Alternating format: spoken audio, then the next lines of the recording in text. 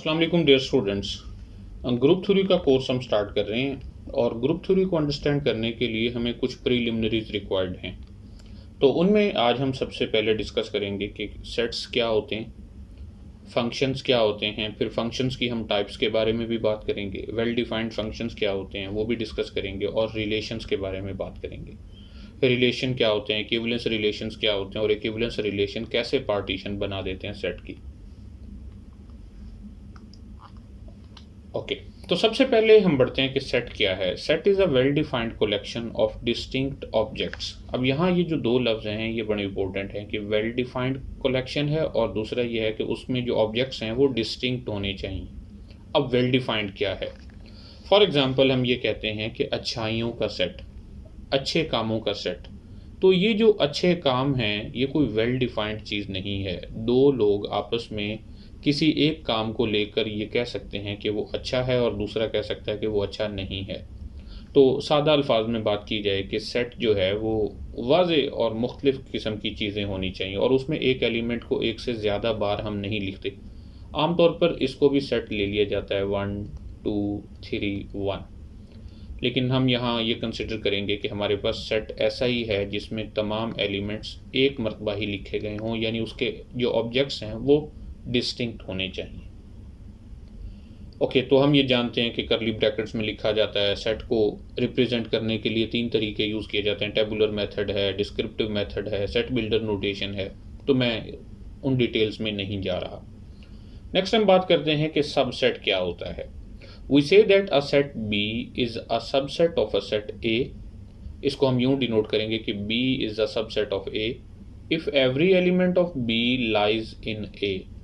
कि अगर B के तमाम एलिमेंट्स A में लाई कर जाएं तो हम ये कहते हैं कि सेट B जो है वो सेट A का सबसेट है। अगर हम वेन डायग्राम बनाएं तो उसे कुछ यूं कहेंगे कि दिस इज सेट A, तो वो जो B है उसे इनसाइड ही होना चाहिए यहाँ पे। अच्छा, तो नोटेशनली हम सेट B को यूं लिखेंगे कि B में सेट A के वो वाले एलिमेंट्स हैं such that there is some condition on element A। यानी सेट ए में बहुत सारे एलिमेंट्स थे। फॉर एग्जांपल हम सेट ए ले लेते हैं, ये वाले numbers 1 2 3 4 5 6 and up to so on.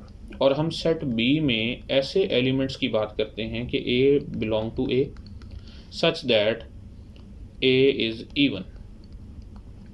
इसका मतलब यह है कि यहाँ ये एक कंडीशन है, सेट ए के जो एलिमेंट्स इस कंडीशन को सेटिस्फाई करेंगे वो सेट बी में चले जाएंगे। तो इस तरह सब सेट डिफाइन किए जाते हैं और किसी भी सेट के ऑर्डर या कार्डिनैलिटी से मुराद ये होता है कि उस सेट में एलिमेंट्स की तादाद कितनी है। द ऑर्डर और cardinality of a set A is the number of elements in A and will be denoted by, ये जो हमने ए लिखा है इसको हम पढ़ेंगे कार्डिनैलिटी ऑफ ए या ऑर्डर ऑफ ए। बाज़ बुक्स में इसे यूं भी लिखा जाता है ऑर्डर ऑफ ए, या फिर इसे यूं भी मेंशन किया जाता है कार्डिनैलिटी ऑफ ए। लेकिन हम जो बुक फॉलो कर रहे हैं डमिट एंड फूटे की एब्स्ट्रैक्ट अलजेब्रा 3rd एडिशन, तो उसमें ये नोटेशन यूज़ की गई है, तो हम भी इसको स्टैंडर्ड लेकर चलेंगे। ओके, इसके बाद हमारे पास कुछ फेमस सेट्स हैं जो हमें गाहे बगाहे इनकी ज़रूरत रहेगी। उनमें सबसे पहले है जी, और ये जस्ट जी नहीं है बल्कि हम इसे यूं लिखेंगे ये इस तरह से, ये वाला भी ज़रूरी है। यानी ये डिफरेंस है कि कैपिटल Z और सेट ऑफ इंटीजर्स में। अच्छा, इसके एलिमेंट्स क्या हैं? 0 plus minus 1 plus minus 2 plus minus 3 and up to so on. Sorry, यहाँ मिस्टेक है। तो इस तरह के जितने भी इंटीजर्स हैं, पॉजिटिव या नेगेटिव नंबर्स जो हैं उनको हम इंटीजर्स कहते हैं और उनके सेट को Z से डिनोट किया जाता है। Okay, these are integers. अच्छा, अब इसका नाम Z ही क्यों रखा गया? ये एक जर्मन वर्ड है ज़ालन, जो कि काउंटिंग के लिए यूज़ होता है, नंबर्स के लिए यूज़ होता है, तो इसलिए इसको सेट ऑफ इंटीजर्स Z से डिनोट किया जाता है। इसके बाद हम बात करते हैं सेट ऑफ रैशनल नंबर्स की, जिसे Q से रिप्रेजेंट किया जाता है। अब रैशनल नंबर्स वो नंबर्स होते हैं जिन्हें रेशो में लिखा जा सके। जैसे यहाँ देखें कि इसमें A over B type numbers हैं, जबकि A और B बिलोंग करते हैं सेट ऑफ इंटीजर्स में, और जो B है वो 0 नहीं है क्योंकि फ्रैक्शन में नीचे वाला नंबर 0 नहीं होना चाहिए। तो Q को हम कहेंगे this is the set of rational numbers या फिर just set of rationals. Okay, next है set R. R is the set whose elements are all decimal expansions of this type, plus minus d1, d2, d3 up to dn point a1, a2, a3 up to so on. जैसे इसमें ये कहा गया है कि 2.79 इसका member हो सकता है, यानी जो डेसिमल एक्सपेंशन में है और ये नेगेटिव हो तब भी सेट ऑफ रियल नंबर्स में होगा, या इसे सेट ऑफ रियल्स कहा जाता है. नेक्स्ट है सी जो कि सेट ऑफ कम्प्लेक्स नंबर्स है, और कम्प्लेक्स नंबर को हम यूँ मेंशन करते हैं a plus b iota, where a and b are real numbers and iota square is equal to -1. यहाँ a और b हैं रियल नंबर्स ही, लेकिन ये मिलकर जो नंबर बना देते हैं साथ में आयोटा भी, तो वो एक कम्प्लेक्स नंबर होता है. ओके, तो नोटेशनली अगर हम z के ऊपर ये पॉजिटिव का सिंबल लगा दें, q के ऊपर पॉजिटिव लगा दें या r के ऊपर पॉजिटिव लगा दें, तो इसका मतलब ये होगा कि ये हैं ये वही नंबर z, q या r में से, लेकिन सिर्फ पॉजिटिव वाले. आप देखें कि सेट ऑफ इंटीजर्स में भी नेगेटिव नंबर्स हो सकते हैं, सेट ऑफ रैशनल भी नेगेटिव नंबर्स को कंटेन करता है और सेट ऑफ रियल नंबर्स में भी नेगेटिव नंबर्स होते हैं. लेकिन अगर इनके ऊपर जस्ट ये पॉजिटिव का सिंबल लगा दिया जाए तो इसका मतलब ये होगा कि ये उनमें से सिर्फ वो वाले नंबर्स हैं जो पॉजिटिव हैं, ज़ीरो के अलावा. ज़ीरो नहीं है. जैसे अगर हम z पॉजिटिव की बात करें तो z पॉजिटिव में ये वाले नंबर्स होंगे 1, 2, 3, 4 and up to so on. Zero भी इनमें शामिल नहीं है, इसलिए इन्हें कहा जाता है these are the sets of positive elements of z, q एंड r रिस्पेक्टिवली. अब हमारे पास एक एक्सरसाइज है, हमें ये चेक करना है कि क्या सबसेट कैसे वेरीफाई कर सकते हैं, या ये कैसे वेरीफाई कर सकते हैं कि एक एलिमेंट सबसेट में मौजूद है. ज़रा इसको गौर से समझिएगा कि लेट ए, ये ए नहीं है, ये एक कलेक्शन ऑफ एलिमेंट्स है, इसे टिल्ड ए है, be the set of 2x2 matrices with real entries. यानी ये जो कलेक्शन है ए, इसमें 2x2 के तमाम मैट्रिसेस हैं जिनकी एंट्रीज रियल नंबर्स हैं. इसको सॉल्व करने के लिए हम यहाँ सेपरेट लिख लेते हैं कि ये जो कलेक्शन ए है इसकी एंट्रीज इस तरह की हैं, matrix a, b, c, d, such that a, b, c and d are real numbers. Okay, और हमारे पास एक और मेंबर मौजूद है एम, एक मैट्रिक्स लिया गया है जो कि एंट्रीज हैं जिसकी 1, 1, 0, 1. हम यहाँ लिखते हैं कि m that is equal to 1, 1, 0, 1. एक नई कलेक्शन डिफाइन की गई है b या बीटा जिसे कह सकते हैं, कि इसमें सेट a के कलेक्शन a में से वो वाले x लिए जाएं जो इस कंडीशन को सेटिस्फाई करें कि x a is equal to a x. हम इस कलेक्शन को यहाँ लिख लेते हैं कि b is equal to those x in the collection A such that XA is equal to AX. Okay, यानी सेट B में सेट A में से वो वाले एलिमेंट्स लिए जाएंगे जो इस प्रॉपर्टी को सेटिस्फाई करते होंगे. ये प्रॉपर्टी होती है कम्यूटेटिव प्रॉपर्टी, यानी जो सेट A के एलिमेंट्स के साथ कम्यूट करेंगे. अच्छा, क्वेश्चन नंबर 1 अब ये है कि determine which of the following elements of a lie in b. अब देखें ये तमाम एलिमेंट्स सेट ए से लिए गए हैं, हमें ये बताना है कि इनमें से कौन कौन से एलिमेंट्स हैं जो सेट बी में लाई करते हैं. और सेट बी में लाई करने के लिए ज़रूरी है कि ये वाली कंडीशन सेटिस्फाई हो. तो ज़रा इस पहले एलिमेंट को देखते हैं कि क्या ये सब सेट बी का मेंबर है या नहीं है. देखें, हम यहाँ एलिमेंट चुनते हैं 1, 1, 0, 1. इसको हम कह देते हैं x. तो ये b में तब होगा जब ये इस कंडीशन को सेटिस्फाई करेगा कि x, सॉरी यहाँ पर m होगा, ये a नहीं है, जो कि ऊपर हमें जो मैट्रिक्स दिया गया है वो m है, तो यहाँ m है, सॉरी. यानी वो वाले एलिमेंट्स जो इस मैट्रिक्स m के साथ कम्यूट करते हों. तो देखते हैं कि क्या ये वाला एलिमेंट m के साथ कम्यूट करता है.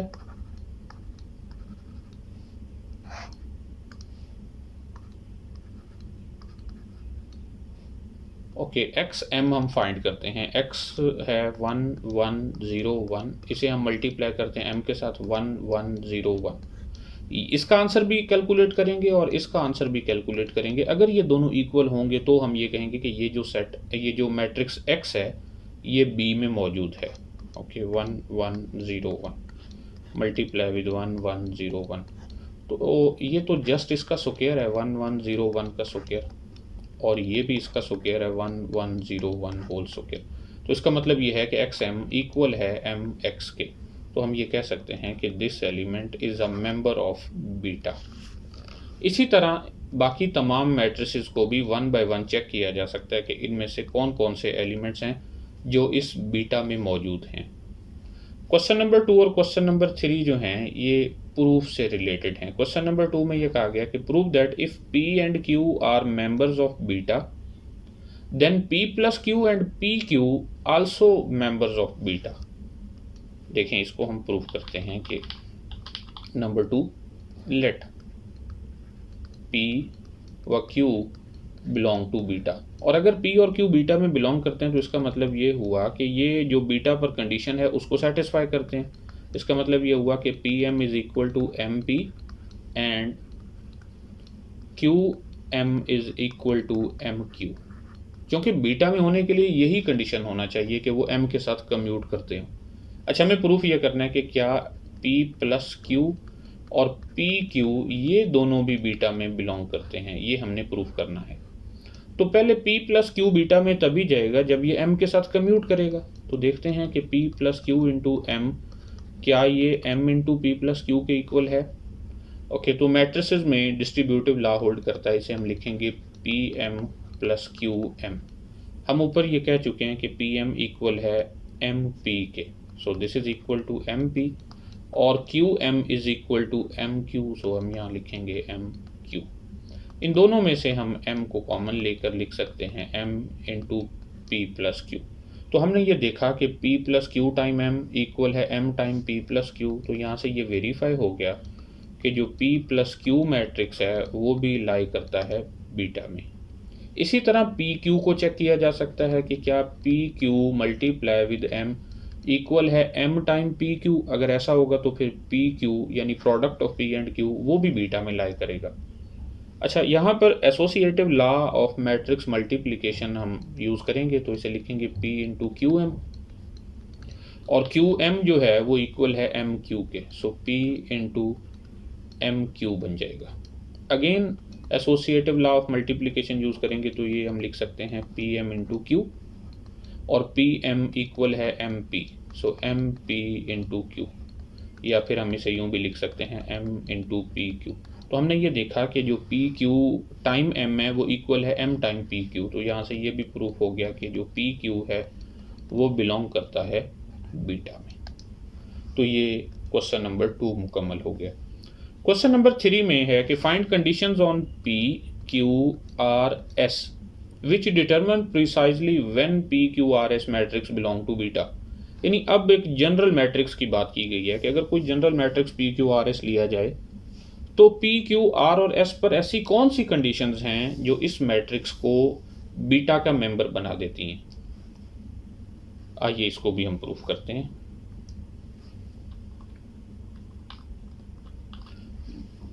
कि हमारे पास मैट्रिक्स है पी क्यू आर एस। अब ये बीटा में सिर्फ और सिर्फ उस सूरत में लाई कर सकता है जब ये m के साथ कम्यूट करे। It mean P q r S और m जो है वो है 1 1 0 1। This should be equal to m time 1 1 0 1 time the matrix p q r s। तो इस कंडीशन को यूज़ करते हुए हमें p q r और s पर कंडीशंस मिलेंगी। ओके, इनको हम ज़रा मल्टीप्लाई करते हैं। फर्स्ट रो फर्स्ट कॉलम को मल्टीप्लाई करेंगे तो ये बन जाएगा p, first row second column को मल्टीप्लाई करेंगे तो ये बनेगा p plus q, second row first column so r, और second row second column so r plus s। इसी तरह राइट साइड पर first row first column so p plus r, first row second column सो q plus s। इसी तरह first row second row first column so 0 plus r so only r, और second row second column so only s। तो अब इन दोनों matrices को equal होना चाहिए, तो यहाँ से हमें पी क्यू आर और एस पर कंडीशंस मिलेंगी। देखिए यहाँ पी जो है वो इक्वल होना चाहिए पी प्लस आर के। Okay, p plus q should be equal to q plus s. Okay, next r should be equal to r and r plus s should be equal to s. तो इन चारों से हमें p q r s पर condition मिलने वाली है। R is equal to r, ये तो हमें कोई फ़ायदे का नहीं है, इससे हमें कोई इन्फॉर्मेशन मिल नहीं रही। यहाँ P is equal to p plus r, तो हम इसे लिख सकते हैं कि P minus p that is equal to r, so zero is equal to r. So r पर तो हमें एक कंडीशन मिल गई कि यहाँ पर ज़ीरो होना चाहिए, यानी इस पोजीशन पर ज़ीरो होना चाहिए। ओके, नेक्स्ट इसी कंडीशन को फर्दर यूज़ करते हुए हम इसको देखें, r plus s is equal to s, तो हम इसे लिख सकते हैं r plus s minus s that is equal to zero, और यहाँ से वैसे भी हमें मिल रहा है r is equal to zero, जो कि हम पहले भी फाइंड कर चुके हैं। और यहाँ से ये जो हमारे पास एक कंडीशन और बच गई है, Q दोनों साइडों पर है तो माइनस करने से Q कैंसिल हो जाएगा, so P should be equal to S। So these are total two conditions. So P Q R S belong to beta if and only if R is equal to zero and P is equal to S। ये conditions होनी चाहिए। Q पर कोई condition नहीं है, Q जो मर्जी हो उससे हमें कोई कंसर्न नहीं है, यानी कि इस तरह के एलिमेंट्स बीटा में होंगे जिसमें यहाँ पर एलिमेंट P और S वाली पोजीशन पर एलिमेंट सेम होने चाहिए, यानी यहाँ पर जो एलिमेंट है यहाँ पर भी वही एलिमेंट होना चाहिए। Q पर कोई कंडीशन नहीं है और R जो है वो ज़ीरो होना चाहिए। तो इस तरह के जो एलिमेंट्स हैं ये बीटा में लाई करते हैं। तो ये एक क्राइटेरिया था जिसकी मदद से हम ये वेरीफाई कर सकते हैं कि कब एक एलिमेंट सबसेट का मेंबर बन सकता है।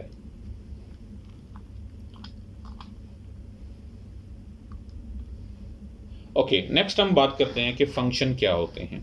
फंक्शन के बारे में हम कैलकुलस में भी बहुत कुछ पढ़ चुके हैं, सेट थ्योरी में भी पढ़ चुके हैं, तो इसको थोड़ा सा रिकॉल करते हैं कि a function f from a set A to a set B is a rule that assigns to each element of A exactly one element of B। ये बड़ा इंपॉर्टेंट वर्ड है, exactly one, यानी set A के तमाम elements के लिए हमें एक एलिमेंट B में मिलना चाहिए। हर सेट A के हर एलिमेंट के लिए हमें सेट B में सिर्फ एक एलिमेंट मिलना चाहिए जिस पर वो एलिमेंट मैप हो, और हम इसे यूँ लिखेंगे कि f is a function from A to B। ये जो एरो है इसको हम पढ़ते यूं ही हैं कि f is a function from A to B।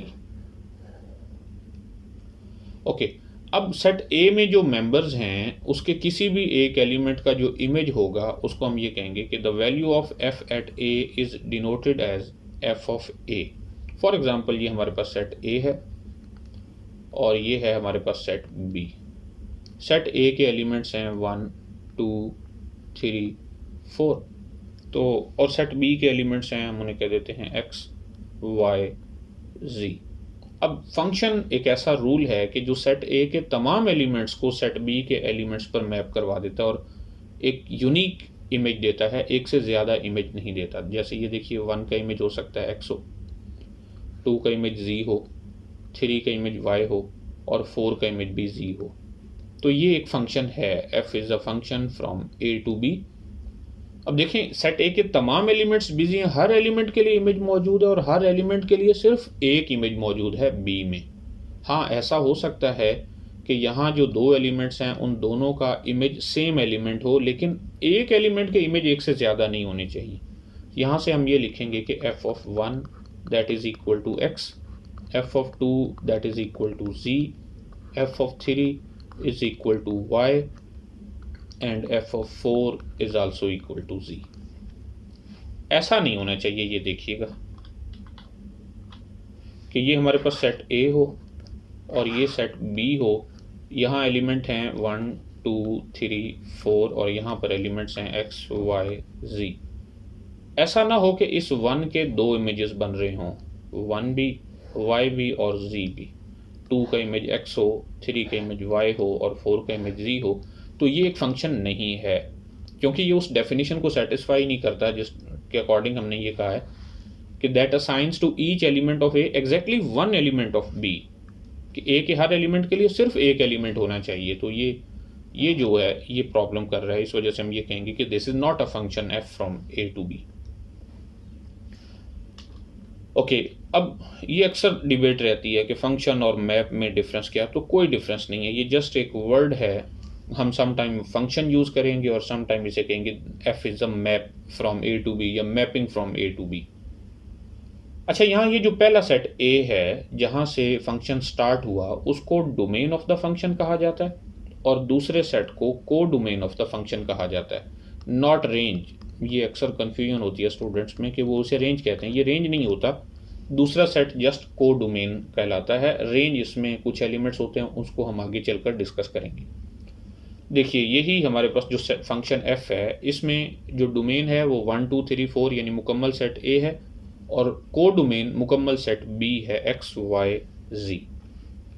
एक और एग्जांपल देखते हैं कि सेट हमारे पास ए में एलिमेंट्स हैं 1 2 3 4 और सेट बी में एलिमेंट्स हैं x y and z. Function हम इस तरह से डिफाइन करते हैं कि image of 1 is y, image of 2 is z, image of 3 is y and image of 4 is z.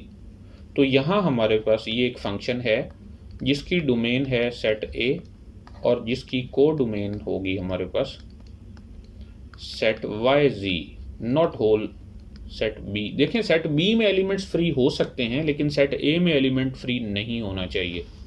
तो यहाँ हम देख सकते हैं कि को डोमेन हमारे पास एक्स वाई जी मुकम्मल है, लेकिन अगर हम रेंज की बात करें तो यहाँ हमारे पास रेंज है ओनली वाई जी, यानी जो इमेजेस हैं एलिमेंट्स ऑफ ए के।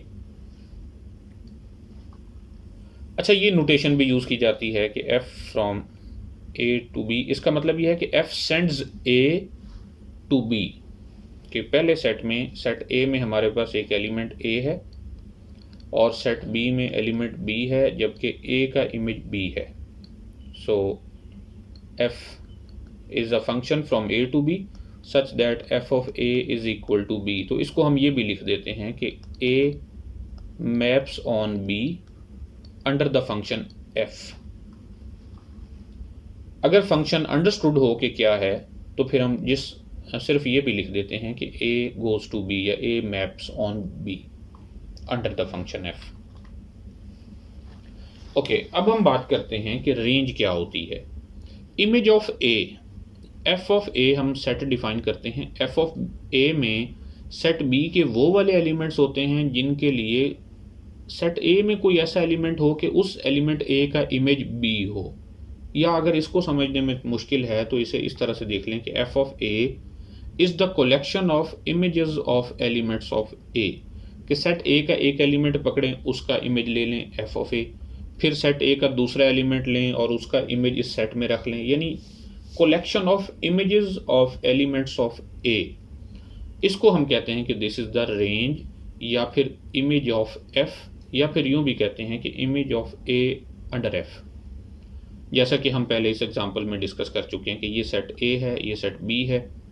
तो यहाँ जो इमेजेस की कलेक्शन है एफ ऑफ ए से मुराद ये है कि इसमें एलिमेंट्स हैं F of 1, F of 2, F of 3 और एफ ऑफ 4। अब हमारे पास एफ ऑफ 1 क्या है? एफ ऑफ 1 है वाई, एफ ऑफ 2 क्या है? वो है जी, एफ ऑफ 3 है वाई और एफ ऑफ 4 भी जी है। तो हम इसको एज अ सेट यूँ लिखेंगे वाई जी। तो ये है हमारे पास रेंज या फिर image of A under F. Okay, तो इस तरह इनवर्स इमेज की भी हम बात कर सकते हैं। यहाँ देखिए कि हमारे पास सेट वही ए जिसके एलिमेंट्स हैं 1 2 3 4 और सेट बी जिसके एलिमेंट्स हैं एक्स वाई जी। हम फंक्शन लेते हैं जो 1 को मैप करवा दे एक्स पर, 2 को मैप करवा दे वाई पर, 3 को मैप करवा दे वाई पर और 4 को भी मैप करवा दे वाई पर। अच्छा, अब हम बी का कोई एक सबसेट ले लेते हैं। Let c that is equal to x and y. अगर हम इसका इन्वर्स इमेज चाहते हों, एफ इन्वर्स ऑफ सी से मुराद सेट ए के वो वाले एलिमेंट्स जिनका इमेज सेट सी का मेंबर है। ये देखिए डेफिनेशन कि f inverse of C contain those elements of A such that F of a belong to C, यानी सेट ए के वो वाले एलिमेंट्स जिनका इमेज सेट सी का मेंबर है, a in A such that F of a belong to C. अच्छा, अब इसको देखिए, इसका मतलब ये हुआ कि सेट ए के वो वाले मेंबर्स जिनका इमेज या तो एक्स है या फिर वाई है, क्योंकि यहाँ जो सेट हमने सी ले रखा है उसके एलिमेंट्स एक्स और वाई हैं। तो देखें कि कौन कौन से एलिमेंट्स ए में हैं जिनका इमेज एक्स या वाई है। 1 है क्योंकि 1 का इमेज एक्स है, इसी तरह 2 है क्योंकि 2 का इमेज वाई है, इसी तरह 3 भी है उसका इमेज वाई है, और 4 भी है जिसका इमेज वाई है। सो एफ इनवर्स ऑफ सी यहाँ पर इक्वल है सेट ए के। अच्छा, मान लें कि हम यहाँ सेट सी चेंज कर लेते हैं, सेट सी में एलिमेंट्स हैं वाई एंड जी,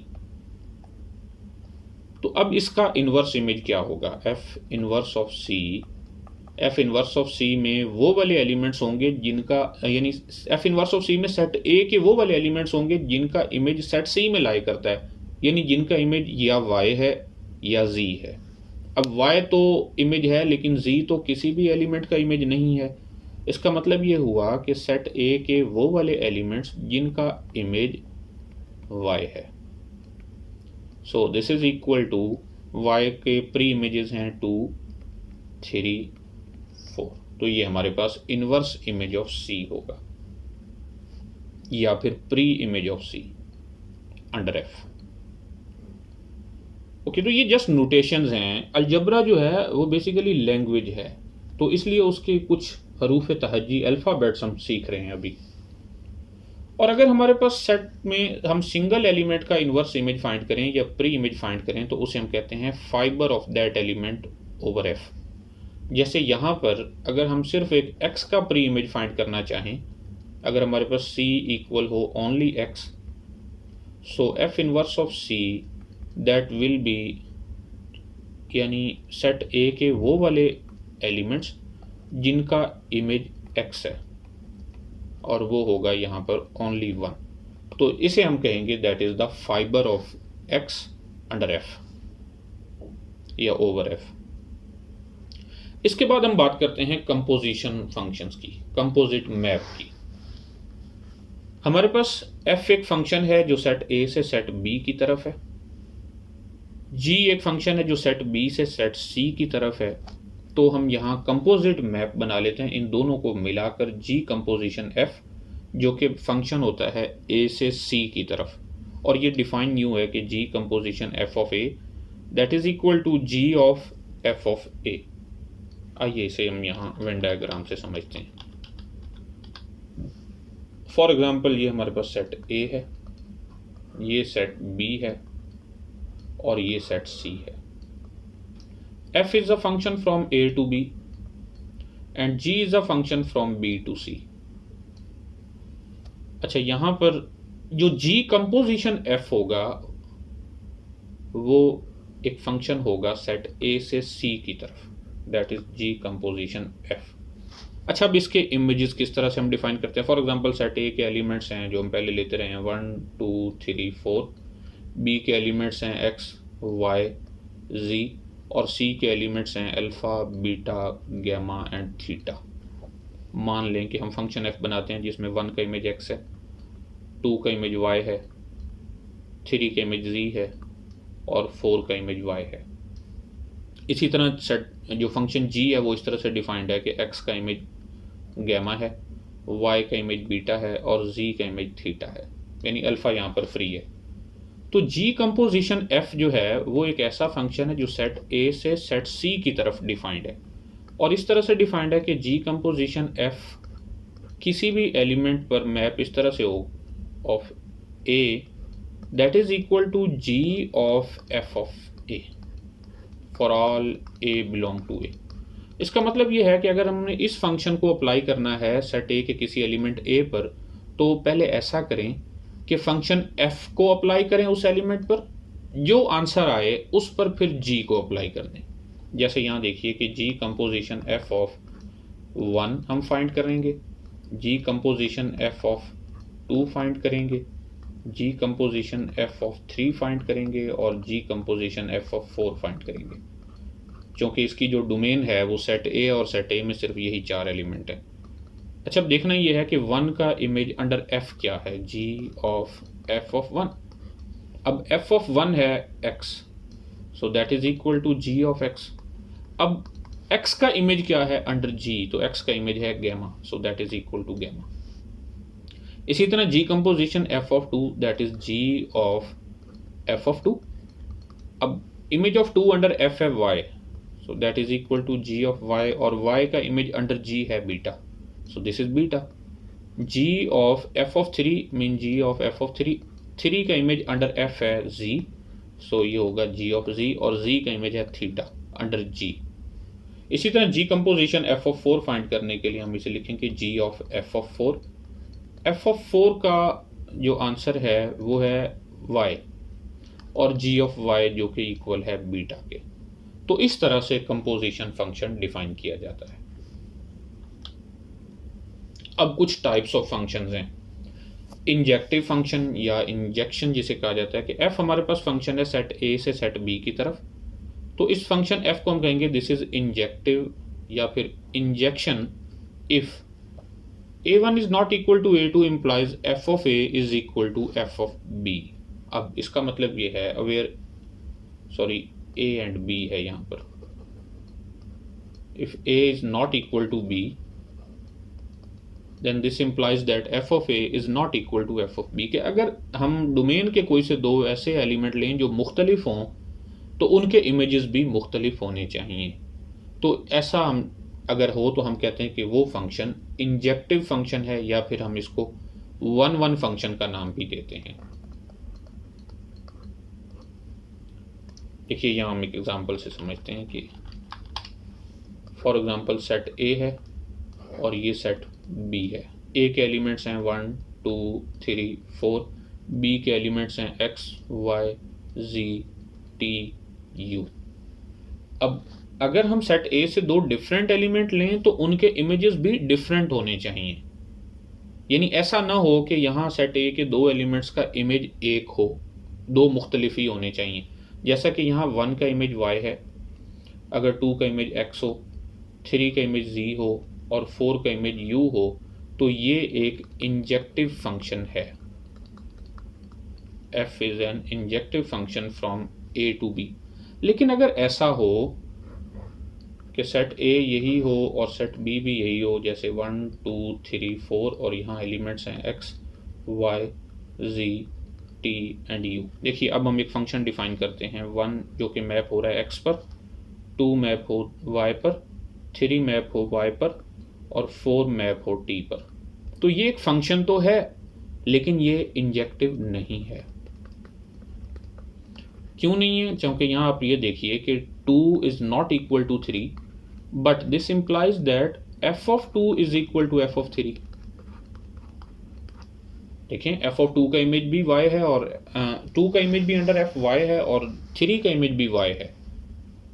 ये हम एक मुख्तलिफ फंक्शन ले रहे हैं f a से b की तरफ। तो ये जो फंक्शन है ये नॉट इंजेक्टिव है। इस वजह से नहीं है, इंजेक्टिव नहीं है, क्योंकि 2 और 3 ये दो मुख्तलिफ एलिमेंट हैं लेकिन जो इनके इमेजेस हैं वो सेम है। ऐसा नहीं होना चाहिए, तो हम कहेंगे कि वो इंजेक्टिव फंक्शन होता है। या इक्विवेलेंटली इसी स्टेटमेंट को कंट्रापोजिटिवली हम यूं वेरीफाई कर सकते हैं कि f of a is equal to f of b implies a is equal to b, कि अगर दो इमेजेस इक्वल हों तो उनके प्री इमेजेस भी इक्वल होने चाहिए। ओके, तो ये जस्ट एक क्राइटेरिया है ये वेरीफाई करने के लिए कि एक फंक्शन इंजेक्टिव है या नहीं है। नेक्स्ट हम बात करते हैं सरजेक्टिव फंक्शन या फिर सरजेक्शन की। सरजेक्टिव फंक्शन वो होता है जो ऑन टू हो, इसे ऑन टू फंक्शन भी कहा जाता है। जस्ट इतना याद रख लें कि जो image of a under f है वो b के इक्वल होना चाहिए। यानी सेट a के जो इमेजेस हैं अंडर f वो मुकम्मल सेट B होना चाहिए, यानी सेट B में कोई भी एलिमेंट फ्री ना हो। इसको मैथमेटिकली हम यूं समझ सकते हैं कि for all B belong to B, यानी सेट B के हर एलिमेंट के लिए हमें कोई ना कोई एलिमेंट A में मिलना चाहिए। There exist some A belong to A such that F of A is equal to B, यानी बी के तमाम एलिमेंट्स के लिए प्री इमेजेस होने चाहिए।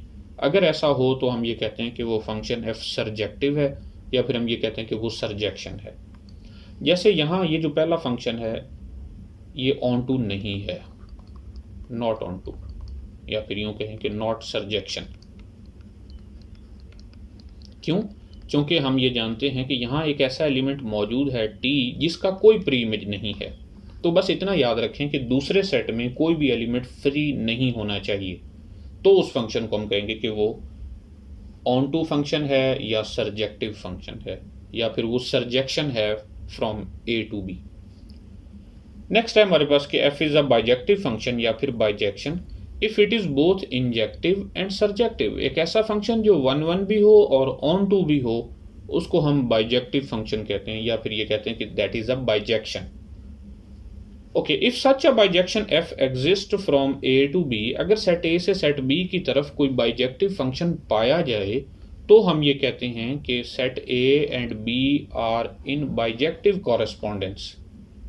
जस्ट ये मतलब नाम है कि अगर सेट ए से सेट बी की तरफ बाइजेक्टिव फंक्शन मौजूद हो, कोई भी बाइजेक्टिव फंक्शन मौजूद हो, तो हम ये कह देते हैं कि set A and B are in bijective correspondence. Next हम बात करते हैं कि वेल डिफाइंड फंक्शन क्या होता है। ये एक बड़ा अहम टॉपिक है कि किसी फंक्शन को वेल डिफाइंड हमें क्यों चेक करना चाहिए और कैसे चेक करना चाहिए। So if the function F is not specified on elements, अगर फंक्शन एलिमेंट्स वाइज डिफाइंड ना हो, यानी किसी एक फार्मूले से गिवन हो, तो it is important in general to check F is well defined. अब वेल डिफाइंड क्या है, इसके लिए मुख्तलिफ कंडीशंस होती हैं। हम बिल्कुल सादा सी बात करेंगे कि उस फंक्शन को एम्बिगुअस नहीं होना चाहिए। एम्बिगुअस मतलब उसमें उबहाम नहीं होना चाहिए। This should be defined unambiguously. Okay, इसको समझने के लिए हमारे पास एक एग्जांपल है कि फॉर एग्जांपल हम एक सेट ए ले लेते हैं जो कि दो सेट्स का यूनियन है, A1 और A2 का, और एक रिलेशन डिफाइन करते हैं, एक रूल डिफाइन करते हैं एफ जो सेट ए से इस सेट की तरफ है जिसमें सिर्फ दो एलिमेंट हैं 0 और 1। यहाँ देखिए कि हमारे पास दो सेट्स हैं, ये सेट है A1 और ये सेट है A2। For example A1 elements हैं 1 2 3 4, बल्कि यहाँ पर हमने एक एग्जांपल ली है, हम उसी को ही लेकर चलते हैं। A1 के एलिमेंट्स हैं 1 2 3 4 और A2 के एलिमेंट्स ले लेते हैं 3 4 5 6 7।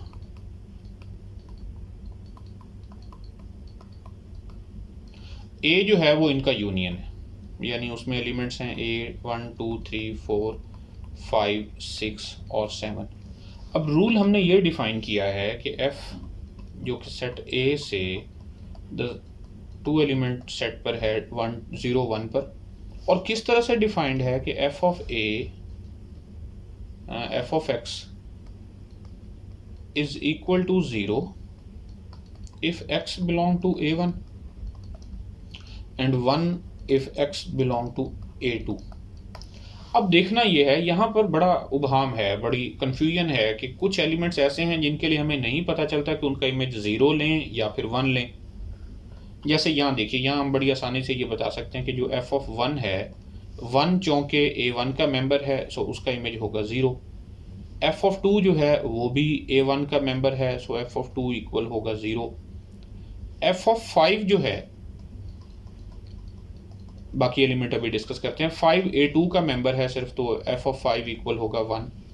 f ऑफ 6 भी 1 के इक्वल होगा और f ऑफ 7 भी 1 के इक्वल होगा।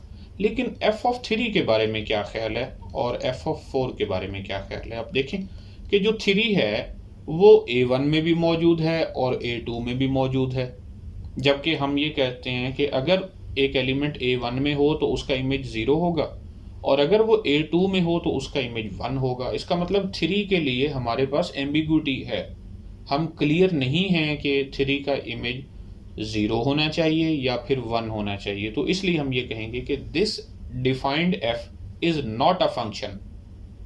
एक ऐसा रूल जो वेल डिफाइंड ना हो वो बेसिकली फंक्शन ही नहीं होता, तो ये एक फंक्शन नहीं है। तो यही हमने यहाँ पर डिस्कस किया है कि where a1 a2 are sets and define f from a to 0 1 as f of x equals 0 if x belong to a1 and 1 if x belong to a2, then f is well defined if a1 intersection a2 is empty। यानी ये सिर्फ उसी सूरत में एक function हो सकता है जब उनका इंटरसेक्शन एम्प्टी हो, कि अगर उनका इंटरसेक्शन एम्प्टी नहीं होगा तो ये कंफ्यूजन क्रिएट करेगा और फिर ये एक फंक्शन भी नहीं होगा।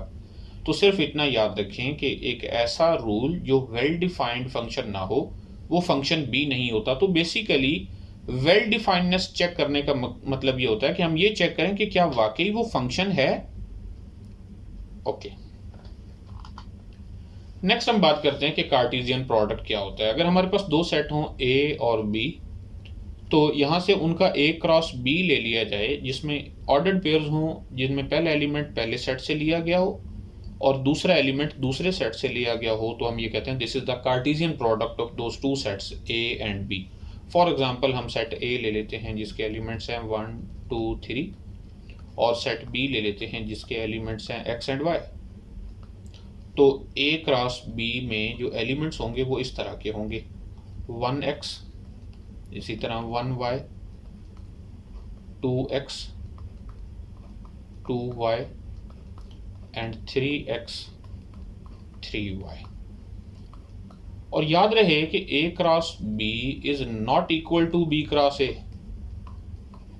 क्योंकि b क्रॉस a के जो एलिमेंट होंगे वो उनमें जो ऑर्डर्ड पेयर में पहला एलिमेंट होगा वो सेट b से लिया जाएगा और दूसरा एलिमेंट सेट a से लिया जाएगा, जबकि a क्रॉस b में ऑर्डर्ड पेयर का पहला एलिमेंट सेट a से लिया गया और दूसरा एलिमेंट सेट b से लिया गया है। हाँ, लेकिन ऐसा है कि इनकी जो कार्डिनैलिटी है, इनका जो ऑर्डर है वो बराबर रहता है। ए क्रॉस बी कार्डिनैलिटी इक्वल होती है बी क्रॉस ए कार्डिनैलिटी, बल्कि ये इक्वल होती है cardinality of A into cardinality of B. यानी उन दोनों के नंबर ऑफ एलिमेंट्स को मल्टीप्लाई कर देने से जो नंबर मिलता है वो उनके कार्टेशियन प्रोडक्ट में उतने एलिमेंट्स होते हैं। ओके, नेक्स्ट हम बाइनरी रिलेशन की बात करेंगे कि अगर हमारे पास दोनों सेट ए ले लिए जाएं, फॉर एग्जांपल ये जैसे हमने ए और बी दो डिफरेंट सेट लिए थे, तो ए क्रॉस ए भी तो ले सकते हैं। यहाँ ए क्रॉस ए में टोटल 9 एलिमेंट्स होंगे, 1 2 1 3 1 1 भी है, इसी तरह 2 1 2 2 2 3 3 1 3 2 एंड 3 3। अगर हम इस सेट का ए क्रॉस ए का कोई सबसेट ले लें, आर कोई भी इसका सबसेट ले लें, यानी उसमें इन्हीं 9 एलिमेंट्स में से कुछ एलिमेंट्स लेकर हम रख लें, तो हम ये कहेंगे कि that R is a binary relation on A. यहाँ देखिए कि let A be a non empty set, a binary relation on a set A is a subset R of A cross A and we write, अच्छा यानी वो ए cross ए का एक subset होगा। ऐसा करते हैं कि हम यहाँ एक एग्जांपल लेते हैं कि सेट ए है हमारे पास जिसके एलिमेंट्स हैं 1 2 3 4 5 6 7 8। अच्छा, अब ए क्रॉस ए में कितने एलिमेंट्स होंगे? टोटल 64 एलिमेंट्स होंगे, 1 1 1 2 1 3 and up to so on, और आखिरी एलिमेंट होगा 8 8। इसका अगर हम कोई सा एक सबसेट ले लें तो वो एक बाइनरी रिलेशन तो है। फॉर एग्जांपल आर हमने ले लिया, उसमें एलिमेंट्स हैं 1 1 1 2 2 1 और उसके बाद है 2 2 3 3 4 4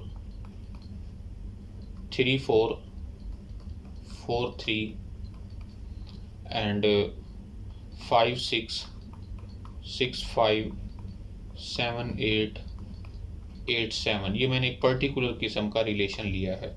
इसकी वजह अभी आप जान जाएंगे कि सिर्फ यही क्यों लिया, वरना कोई और भी ले सकते हैं। कोई भी उसमें से कुछ एलिमेंट्स ले लिए जाए एक क्रॉस ए में से और एक नया सेट बना दिया जाए तो वो एक रिलेशन कहलाता है, relation on A. Here R is a relation on A. अच्छा, अब जो एलिमेंट्स इसमें मौजूद हैं आप देखें कि 1 2 जो है वो आर में मौजूद है, तो इसको हम यूं लिखते हैं कि 1 इज रिलेटेड टू 2। आर लिखा गया। तो इसे हम यूँ लिखेंगे 1 is related to 2।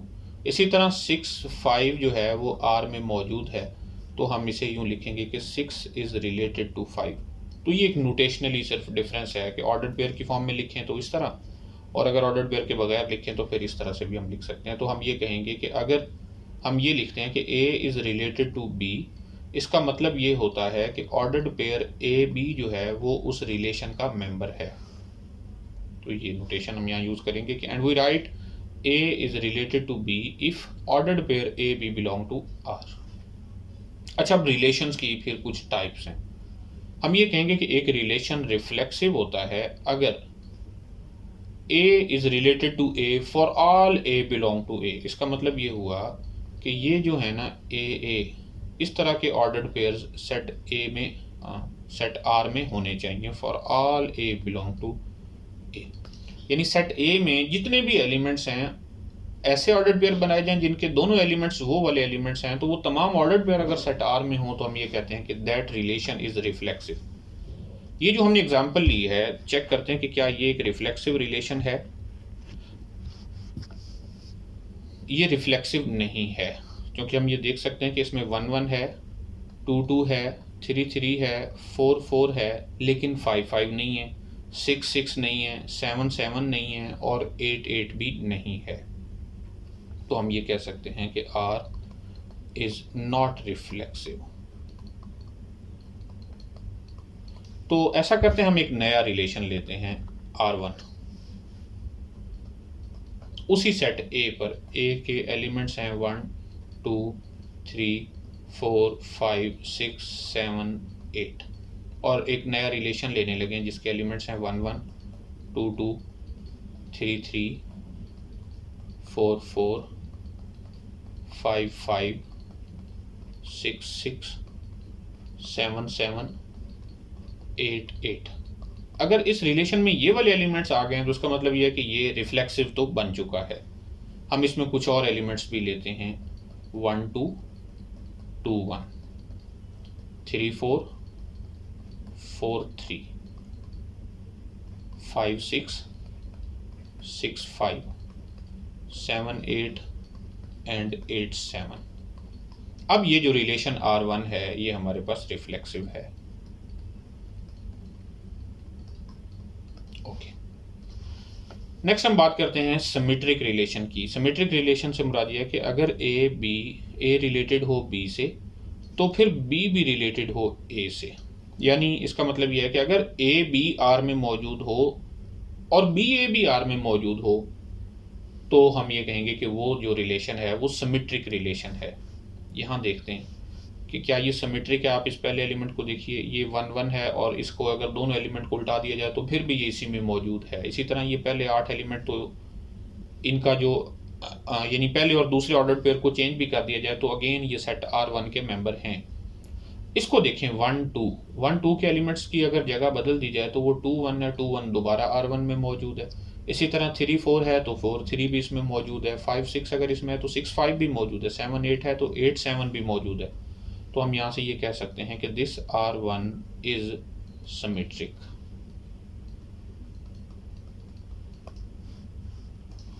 Okay, next है ट्रांजिटिव प्रॉपर्टी, कि एक रिलेशन जो है वो ट्रांजिटिव रिलेशन तब कहलाएगा कि अगर A रिलेटेड हो B से और B रिलेटेड हो C से तो A रिलेटेड हो C से for all A B C belong to A। यानी इसका मतलब ये हुआ कि if ordered pair AB belong to R and ordered pair BC belong to R, then the ordered pair AC must be an element of R। कि अगर A B से related हो और B C से रिलेटेड हो तो ज़रूरी है कि A C से रिलेटेड हो। अगर ऐसा होगा तो हम ये कहेंगे कि वो रिलेशन ट्रांजिटिव है। यहाँ देखते हैं, यहाँ देखिए 1 रिलेटेड है 2 से और 2 रिलेटेड है 2 से, तो 1 2 इसमें मौजूद है। इसी तरह 1 रिलेटेड है 2 से और 2 रिलेटेड है 1 से, तो अगेन 1 1 भी इसमें मौजूद है। तो अब ये वेरीफाई कर सकते हैं कि ये वाला जो रिलेशन हमने लिखा है ये ट्रांजिटिव रिलेशन भी है। और एक ऐसा रिलेशन जो रिफ्लेक्सिव भी हो, सिमेट्रिक भी हो, ट्रांजिटिव भी हो, तो हम ये कहते हैं कि वो रिलेशन इक्विवेलेंस रिलेशन है। तो हम ये कह सकते हैं कि R1 is an equivalence relation.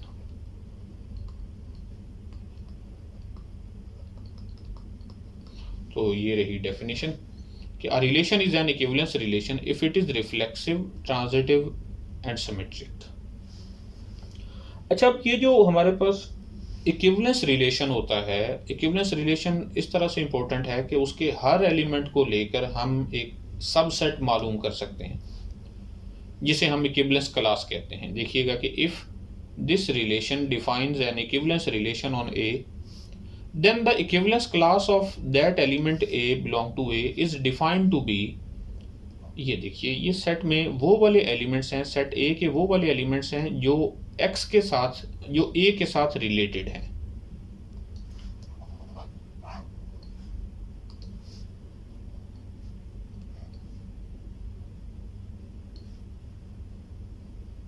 दोबारा देखिए कि सेट A के वो वाले मेंबर्स जो उस पर्टिकुलर एलिमेंट ए के साथ रिलेटेड हैं, यानी यूं कहें कि those elements of A such that X A belong to R. और ये जो एलिमेंट ए है वो सेट ए में से हमने फिक्स कर लिया हुआ है।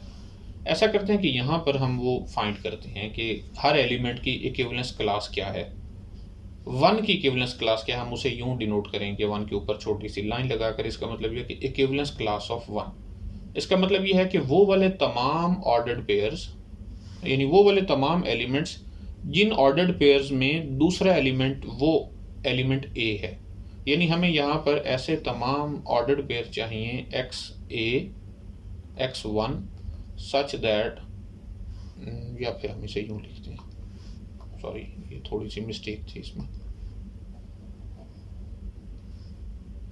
इसका मतलब ये है कि इसमें सेट ए के वो वाले तमाम एलिमेंट्स हैं जिनके लिए x1 बिलोंग करता है R1 में। ये वाले ऑर्डर्ड पेयर्स देखने हैं जिनका सेकंड एलिमेंट 1 है। तो आप देख सकते हैं कि इसमें है, एक तो ये वाला एलिमेंट है 1 1 ऑर्डर्ड पेयर है, तो इसका जो पहला एलिमेंट है वो 1 है, तो इसमें 1 लिखा जाएगा। नेक्स्ट है एक और ऑर्डर्ड पेयर जिसमें सेकंड एलिमेंट 1 है, ये, तो इसका मतलब ये 2 BC में मौजूद है। तो उस ऑर्डर्ड पेयर देखने हमने ऑर्डर्ड पेयर हैं, लेकिन उसकी जो इक्विवेलेंस क्लास है उसमें हमने सिर्फ उसका पहला एलिमेंट लिखना है, जैसे ये डिफाइन हमने किया हुआ है। तो इस तरह हम हर एलिमेंट की इक्विवेलेंस क्लास फाइंड कर सकते हैं। देखिए 2 की इक्विवेलेंस क्लास फाइंड करते हैं। यहाँ पर 2 की इक्विवेलेंस क्लास में ऐसे एलिमेंट्स ऑफ ए होंगे जिनके ऑर्डर्ड पेयर में वो पहला एलिमेंट हो, यानी x2 बिलोंग टू R2। तो यहाँ हम ये देख सकते हैं कि एक तो ये है, तो इसमें 2 मौजूद होगा, यानी 2 और 2 आपस में रिलेटेड हैं, और 1 और 2 आपस में रिलेटेड हैं, तो इसमें 1 होगा। तो इसका मतलब ये हुआ कि 1 और 2 की जो इक्विवेलेंस क्लास है वो सेम है। तो इस तरह 1 बाय 1 तमाम एलिमेंट्स की इक्विवेलेंस क्लास फाइंड की जा सकती है। यहाँ मैं थोड़ा सा जल्दी में बता रहा हूँ कि आप कैलकुलेट कर लेंगे। 3 की जो इक्विवेलेंस क्लास होगी उसमें 3 होगा और 4 होगा। 4 की इक्विवेलेंस क्लास भी यही होगी। 5 की इक्विवेलेंस क्लास में 5 होगा और 6 होगा, जबकि 6 की इक्विवेलेंस क्लास में भी यही एलिमेंट्स होंगे। 7 की इक्विवेलेंस क्लास में 7 और 8 होंगे, और 8 की इक्विवेलेंस क्लास भी यही होगी। तो हमने यहाँ देखा कि जो इक्विवेलेंस क्लासेस हैं, वो जो डिस्टिंक्ट इक्विवेलेंस क्लासेस हैं वो हैं 1 की इक्विवेलेंस क्लास, 3 की इक्विवेलेंस क्लास, 5 की और 7 की, या फिर यूँ कह लें 2 4 6 8, इनकी इक्विवेलेंस क्लासेस डिफरेंट थी सारी। अच्छा, और इक्विवेलेंस क्लास का जो मेंबर होता है, उसके जो एलिमेंट्स होते हैं, उनको कहा जाता है these are representatives of the equivalence class C।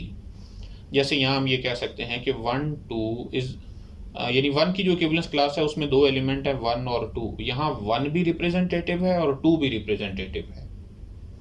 अच्छा, इन्हीं जो इक्विवेलेंस क्लासेस हमने फाइंड की हैं, ज़रा इनको यहाँ हम दोबारा लिखते हैं। एक इक्विवेलेंस क्लास है जिसके एलिमेंट्स हैं 1 2, एक इक्विवेलेंस क्लास है जिसके एलिमेंट्स हैं 3 4, एक इक्विवेलेंस क्लास है जिसके एलिमेंट्स हैं 5 6, और एक इक्विवेलेंस क्लास है जिसके एलिमेंट्स हैं 7 8।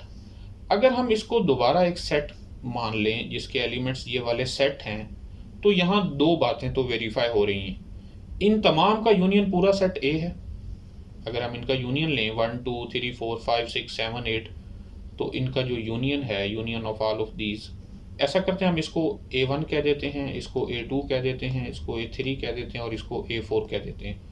तो इन तमाम का जो यूनियन है AI, union of AI where I varies from 1 to 4, that is equal to set A।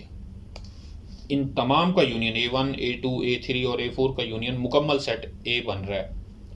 और अगर एक और चीज देखी जाए कि इनमें कोई भी एलिमेंट कॉमन नहीं है, कोई भी दो एलिमेंट दो लिए जाएं, सेट्स AI इंटरसेक्शन AJ जो है वो एम्प्टी है where I is not equal to J। तो ऐसी कोलेक्शन जो इन दो कंडीशंस को सेटिस्फाई करे, उसका एक स्पेशल नाम है, उसे हम कहते हैं कि that is the partition of the set A। तो देखते हैं कि पार्टीशन की प्रॉपर डेफिनेशन क्या है।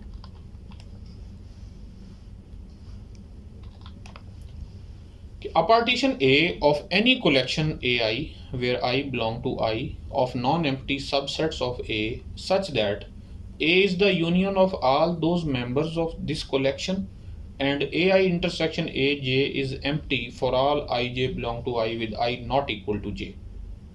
कि उस collection के जितने भी elements हैं, basically elements भी वो sets हैं, अगर उन तमाम का यूनियन लिया जाए और मुकम्मल सेट ए बन जाए और उनका आपस में इंटरसेक्शन लिया जाए, किसी भी दो का, दो डिफरेंट हों तो उनका इंटरसेक्शन एम्प्टी हो, अगर ऐसा हो तो हम ये कहते हैं कि ये जो कलेक्शन ऑफ सेट्स है that is the partition of the set. यूं समझ लेना कि ये हमारे पास सेट ए है, मुकम्मल सेट ए है, और इसी में से हमने इसकी पार्टीशन कर दी है। ये देखिए, ये है A1, ये है A2, ये है A3, ये है A4 और ये है A5। तो हम देख सकते हैं कि इन तमाम का यूनियन मुकम्मल सेट A है और इनमें कोई भी एलिमेंट कॉमन नहीं है। अगर ऐसा हो तो हम ये कहते हैं कि वो पार्टीशन होती है मुकम्मल सेट A की।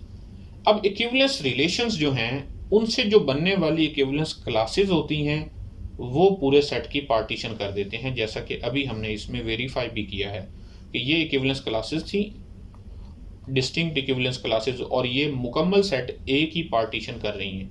तो यही हम एक थ्योरम की फॉर्म में पढ़ रहे हैं, हम इसको प्रूफ नहीं करेंगे, जस्ट यूज करेंगे नेक्स्ट टाइम। कि let A be a non empty set if this defines an equivalence relation on A then the collection of equivalence classes form a partition of A. कि जो equivalence classes बनती हैं उनकी जो collection है वो पूरे सेट ए की पार्टीशन कर देती हैं। तो एक और है, ये थोड़ा सा एडवांस्ड है, नेक्स्ट पार्ट है कि if there is a collection which is the partition of A then there is an equivalence relation on A whose equivalence classes are precisely the sets A i. हमने पहले ये बात की कि अगर हमारे पास एक इक्विवेलेंस रिलेशन है तो वहाँ से हमारे पास एक पार्टीशन मिलती है, यानी जो इक्विवेलेंस क्लासेस बनती हैं और उन इक्विवेलेंस क्लासेस से हमारे पास पार्टीशन मिल जाती है। अब इसके उलट बात की गई है पार्ट 2 में कि अगर हमारे पास पार्टीशन मौजूद हो सेट की तो वहां से हम एक इक्विवेलेंस रिलेशन भी बना सकते हैं। तो बेसिकली इक्विवेलेंस रिलेशन और पार्टीशन ऑफ अ सेट ये दोनों सेम कंसेप्ट्स हैं, दो मुख्तलिफ तरीकों से एक्सप्लेन किए गए हैं।